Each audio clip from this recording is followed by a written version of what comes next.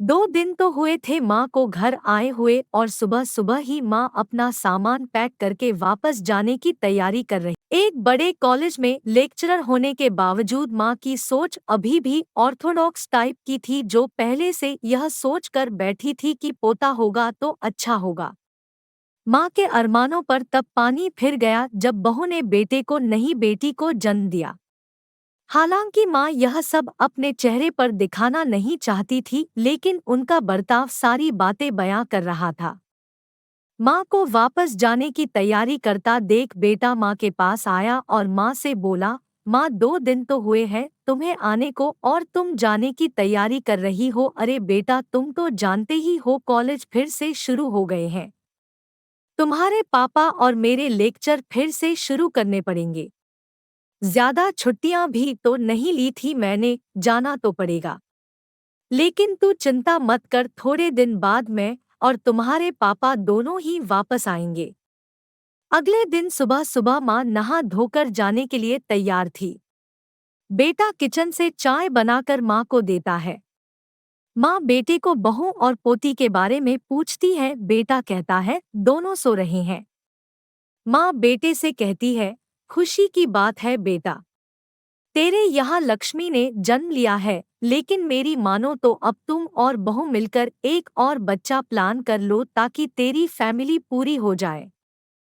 हो सकता है मेरी बातें तुम्हें पुराने जमाने की लगे, लेकिन थोड़ा प्रैक्टिकल होकर सोचो। बेटा अच्छे से जानता था कि माँ जो कह रही थी और जो कहना चाहती थी वह बातें दोनों ही बहुत अलग थी। बेटे ने अपने जेब से अपना मोबाइल फोन निकाला और उसमें कई मैसेजेस माँ को दिखाए और बोला, देखो माँ, तुम्हारी बात तुमसे पहले यह दर्जनों लोग मुझे मैसेज में कह चुके हैं।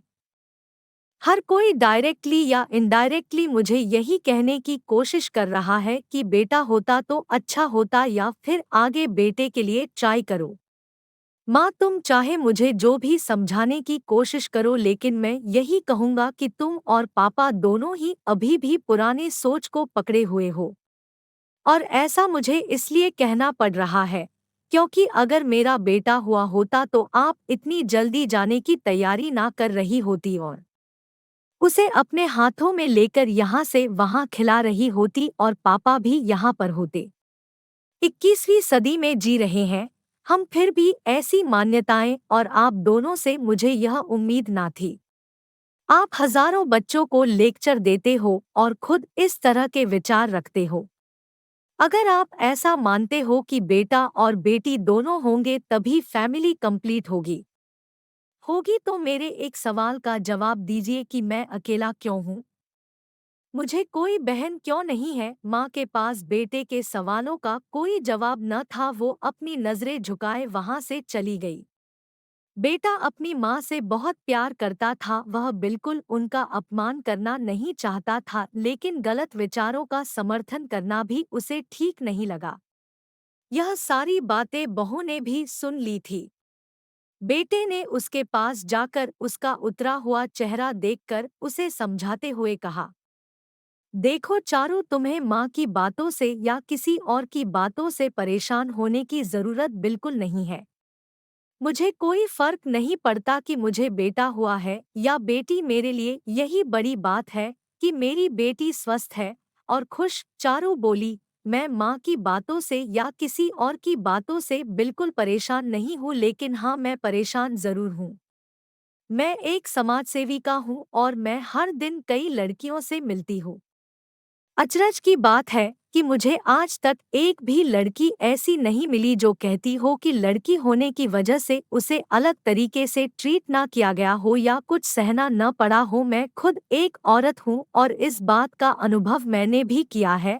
और अब जब हमारे घर में भी एक लड़की ने जन्म लिया है तो मैं परेशान हूँ। पति अपनी पत्नी को समझाते हुए कहता है। कल्पना चावला, रानी Lakshmibai, PV Sandhu, Pratibha Patil, mother Teresa, Kiran Bedi. List इतनी लंबी है कि कभी खत्म ही ना हो। क्या इन सब ने यह सब फेस नहीं किया होगा? जरूर किया होगा, लेकिन उन्होंने दुनिया को जो साबित करके दिखाया है और जिस मुकाम पर वे पहुंची है वही हर लड़की को हौसला देने के लिए काफी है। और इन सब में जो सबसे पहला नाम आएगा जो हमारी बेटी को हौसला देगा वह होगा चारू शर्मा का, यानी कि तुम्हारा। हमारी बेटी की हिम्मत और ताकत बनोगी तुम। दोस्तों, सिर्फ महिला दिवस मनाने से या देवियों की पूजा करने से लड़का लड़कियों में समानता नहीं आएगी। यह समानता तब आएगी जब हम अपने विचारों को जड़ों से बदल पाएंगे। उम्मीद करता हूँ आज की ये कहानी, जिसका शीर्षक है लड़की हुई है, एक प्रेरक कहानी वर्टिकल बार